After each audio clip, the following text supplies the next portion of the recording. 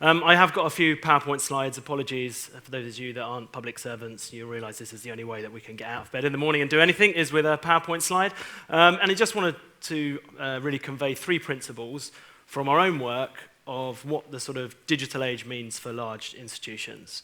I just wanted to check, just a quick show of hands, who's heard of behavioural insights before, just so I can get a... Perfect. So probably the majority of the room. I won't spend any time then. Essentially, behavioural insights takes sort of 50 years worth of research across the behavioural sciences and applies it particularly to public policy and use a set of methods around to do that systematically and robustly. So sort of ethnography and qualitative methods to understand the context, and then a series of experimental techniques, most commonly randomized control trials, to test whether these things actually work in practice. And really what this is all about is trying to understand how people actually behave in practice in order to design better policies and services. So at its very core, it's all about human-centered government and evidence-based policy. Now, we've all heard those terms bandied around government for sort of the last decade, really, but unfortunately, the reality is much less common. In fact, for any of you who work around public policy, you'll probably recognize that sort of government-centered government is more common, delivering services sort of designed around bureaucracy and silos and how it makes sense for us to deliver, and unfortunately, far more policy-based evidence-making than evidence-based policy-making. But I think that is changing, and these are the sort of 3 principles from our work that we're starting to see, I think, applied to large institutions, both in the public and private sector. In Dubner and Levitt's latest book, sort of the Freakonomics duo, they talk about the 3 hardest words in the English language. Does anyone know what those 3 words are? I don't know. Exactly, perfect. So actually, they're really hard words for people to say as individuals. They're even harder for organizations to say, and I think probably hardest of all for government to say. And partly because of that, we go on with sort of things that we believe work without really testing them and checking the data. So I don't know if any of you have heard of a program called Scared Straight. A famous program was rolled out sort of for 30 years, developed in the US. It basically took kids at risk of a life of crime, took them into prisons, and the idea was we would scare them straight. We rolled that out across the world for 30 years and finally found the data sort of in the last sort of decade and found out, ironically, that it actually made kids more likely to go into a life of crime. But we'd never looked at the data and we'd never run the sort of robust experiments. And I think we're moving away from that sort of a world into this sort of world. This is a resource run by an organization in the UK called the Education Endowment Foundation, running hundreds of RCTs across schools. And they are bringing together the evidence of what actually works in schools and putting it in the place and in the hands of commissioners, in governors and school principals, so that when they've got money, they can actually invest that money in what works rather than what our sort of intuition, gut, or what we've always done. So number one, in the new world, I think there's far more data and the ability to collect that and use it to make data-driven decision rather than what we've always believed does work. Linked to that is the need to be experimental. So our team has now been involved in sort of hundreds of experiments across everything from tax to the environment to the economy, sometimes quite big trials, sometimes quite small trials. But the digital age enables us to do this much easier, much quicker, and at scale. So we ran one trial, for example, to increase organ donation sign-ups, I should say, when people were applying for their driving license online. Because it's just a place where a huge number of people go, 1 million people a month in the UK. So your ability to even make very small changes to the people signing up actually has quite large effects. And we ran this experiment which tried different ways of framing the message that you see when you sort of finish getting your sort of annual driving tax. And you can see that the most effective message effectively was one around reciprocity. It said, if you needed an organ, would you donate one? And you see that that led to about a sort of 1 to 2 percentage point increase in registration rates. What's really important from this is that actually there was good evidence for all of those 8 arms as to what could have been most effective. And the one that was least effective was actually one that many of our team thought would be most effective, which was a social norm. Every day, thousands of people who see this page decide to register, reinforced by an image of lots of people doing that same thing. Well, that's the image that we actually intended to convey.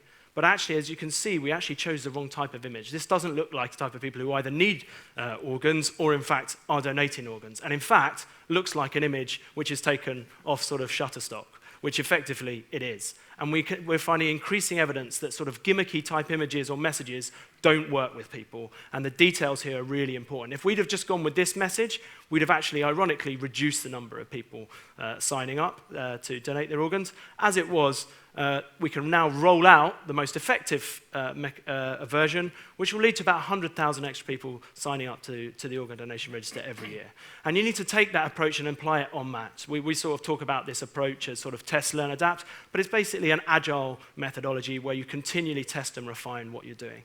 And the final one is to be human-centric, and to understand that the digital age gives us huge potential and touch points to reach out to people in a way that we were never able to in the past, but relatively minor tweaks to how we do this can actually be very impactful. And we should do this in a way which is personal and resonates with people.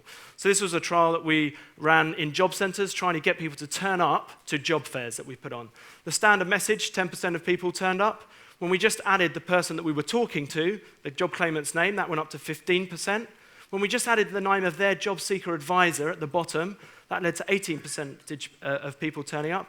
And when we just added a sort of sense of reciprocity, so effectively we said, we've booked this job for you, good luck, then it went up to 27%, nearly 3 times as effective as the standard message, just by adding that element of the sort of human touch. And we're now beginning to see that across our public services. Yes, we can roll out these sort of digital messages in a much larger scale way, but it's really important that we remember the sort of humanity of government at the very center of that, and that will enable us to be much more effective as we go forward.